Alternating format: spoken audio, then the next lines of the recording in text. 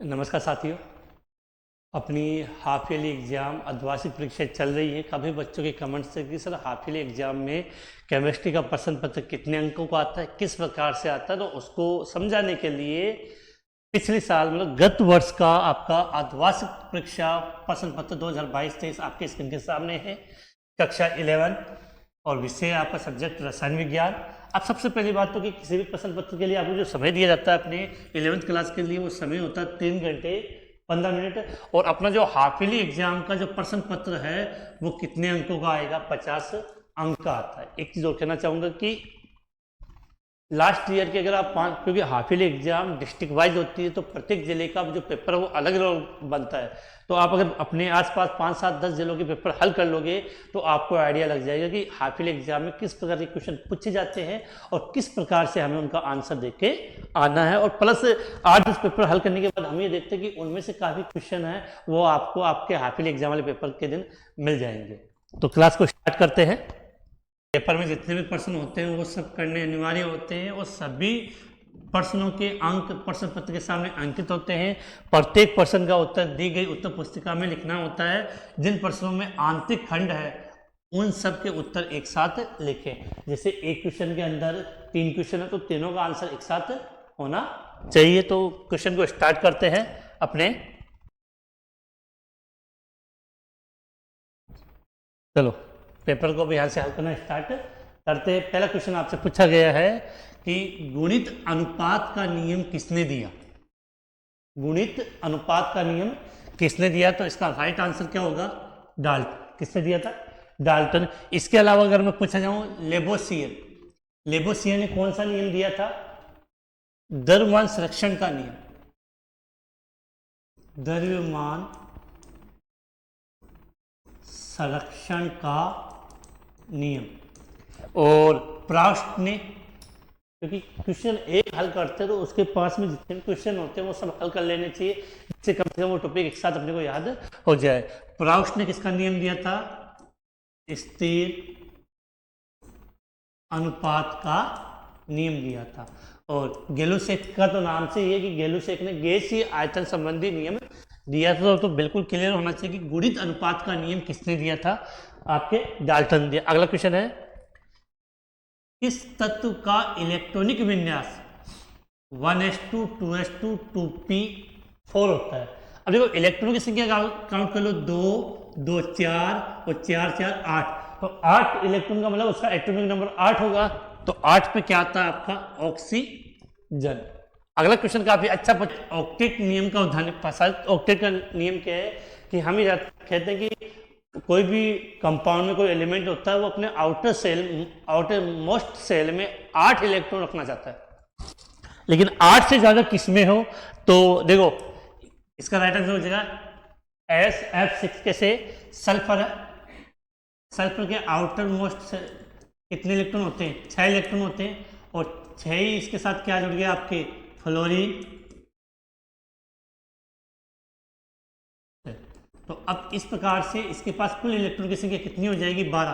कि 6 सल्फर के और 6 फ्लोरीन के मिलकर कुल इलेक्ट्रॉन कितने हो गए, 18। तो प्रसारित ऑक्टेट नियम का एग्जाम्पल क्या हो जाएगा, SF6। अगला है, सामान्यतः निम्न में से किसे भविष्य का ईंधन कहा जाता है, हाइड्रोजन को। किसको, हाइड्रोजन को सामान्यतः निम्न में से किसको भविष्य का ईंधन कहा जाता है। तो क्या लिखा हमने, हाइड्रोजन लिखा है। इसके बाद आगे है, परमाणु के नाभिक का आकार क्या होता है। तो परमाणु के नाभिक का आकार होता है 10⁻⁻15 मीटर।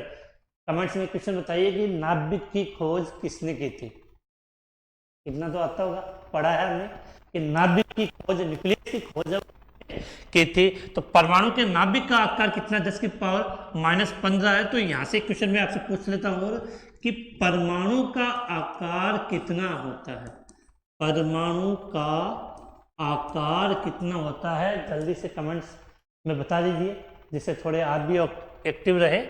तो 10⁻10 मीटर होता है। अगला, किस हाइड्रोकार्बन में कार्बन के सभी 4 एकल बंध जुड़े हो।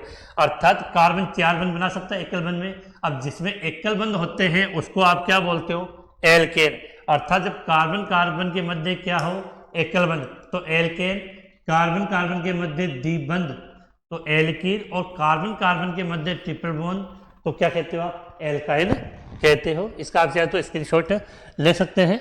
इसके बाद हम अगले क्वेश्चन की तरफ आगे बढ़ते हैं।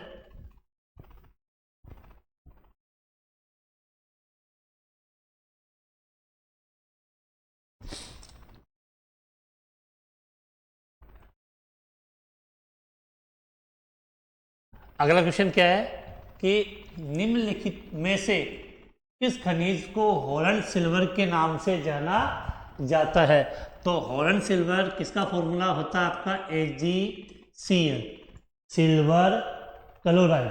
तो इसका राइट आंसर क्या हो जाएगा आपका, ब, सिल्वर क्लोराइड। अगला है एक वैद्युत संयोजी बंध या आयनिक बंध किनके मध्य होता है, वैद्युत संयोजी या आयनिक बंध। तो सीधी बात है, आयनिक बंध है वो धनायन और ऋणायन के मध्य होता है, धनायन और ऋणायन। तो सिद्ध है विद्युत धनी और विद्युत ऋणी परमाणु के मध्य होता है। तो एक वैद्युत संयोजी या आयनिक बंध है वो किसके मध्य होगा, विद्युत धनी और विद्युत ऋणी परमाणुओं के मध्य होता है। इसके बाद अब चलते हैं नेक्स्ट क्वेश्चन कि सोडियम आयन रिक्त स्थान की पूर्ति करें। इसी प्रकार क्वेश्चन है आपको आपके हाफिल एग्जाम में जरूर देखने को मिलेंगे। सोडियम आयन का ऑक्सीकरण अंक होता है, सोडियम आयन का ऑक्सीकरण अंक होता है। देखो सोडियम आयन की बात करते हैं तो सोडियम आयन किस रूप में होता है, Na+ के रूप में होता है, Na+। तो इसका ऑक्सीकरण अंक कितना होता है, +1 होता है।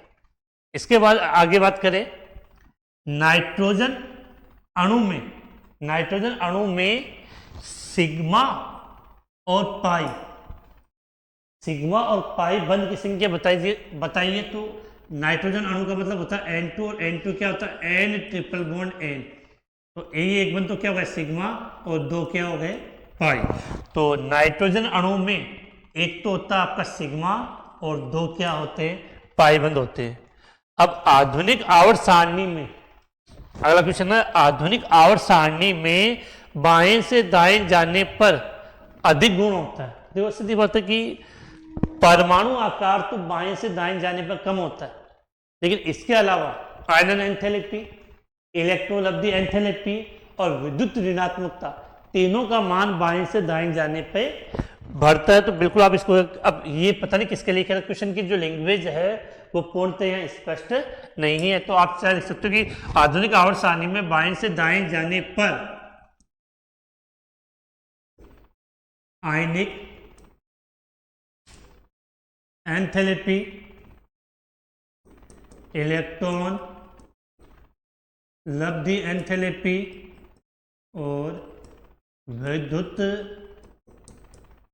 ऋणात्मकता तीनों का मान बढ़ता अधिक होता। अगला H3PO3, इसका नाम बता दीजिए जल्दी से। H3PO3 फॉस्फोरस अम्ल, फॉस्फोरिक नहीं। अगर फॉस्फोरिक की बात करें तो वो होता है आपका H3PO4।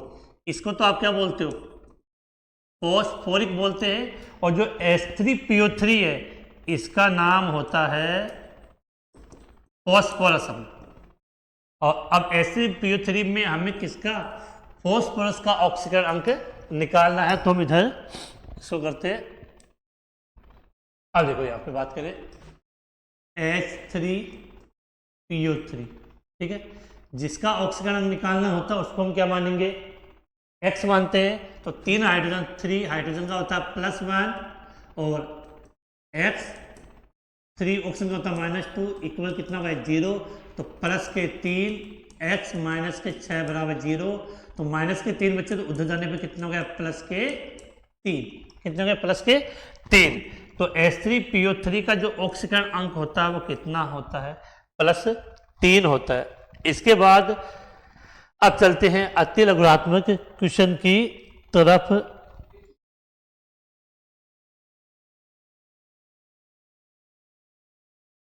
देखो ग्रीन हाउस प्रभाव के लिए कौन सी गैस उत्तरदायी होती है। तो आप सभी जानते हो कि ग्रीन हाउस गैस के लिए CO2 carbon die oxide gas उत्तरदायी होती है। ग्रीन हाउस गैस के लिए सबसे ज्यादा जिम्मेदार गैस कौन सी होती है? कार्बन डाई ऑक्साइड होती है। इसके बाद अब बात करें अगला क्वेश्चन कि किसी निकाय के द्वारा एरोमेटिकता प्रदर्शित करने की आवश्यक शर्त क्या है? वो हैक्कल के नियम का पालन करे। सीधी सी बात है, किसके नियम की? हैक्कल बोलते हो आप, हैक्कल एक हैक्कल के नियम का पालन करें। और जल्दी से कमेंट्स में बता दीजिए कि ये हैक्कल का नियम क्या होता है। अगला, निम्नलिखित अणुओं में सिग्मा व पाई अबंध बताइए। ये क्वेश्चन काफी बार एग्जाम में पूछा गया है कि C6H6 जिसको हम क्या कहते हैं? बेंजीन कहते हैं। C6H6 क्या बोलते हैं? इसको हम बेंजीन बोलते हैं। तो बेंजीन के लिए तो काफी बार पूछा गया कितने सिग्मा और कितने पाई बंद होते हैं। तो आप सभी जानते हो कि बेंजीन के अंदर 12 सिग्मा और 3 पाई होते हैं। बेंजीन में कितने सिग्मा? 12 सिग्मा और 3 पाई होते हैं। और CH2Cl2 4 जोड़े, तो सीधी बात है कि इसके अंदर सिग्मा बंद कितने होंगे? 4 होंगे। सिग्मा बंद कितने होंगे? 4 होंगे। इसके बाद पूछा गया है कि रक्त में हीमोग्लोबिन के साथ कौन सी गैस क्रिया करती है? तो सीधी सी बात है कि रक्त में अपने O2 क्रिया करती है। हाइड्रोजन की खोज हेनरी कैवेंडिश ने की थी। ताप का SI मात्रक क्या होता है? केल्विन होता है। समस्थानिक जिनका परमाणु क्रमांक समान होता है लेकिन द्रव्यमान संख्या अलग अलग होती है। एक भार में इलेक्ट्रॉन की संख्या आप कैलकुलेट कर सकते हो।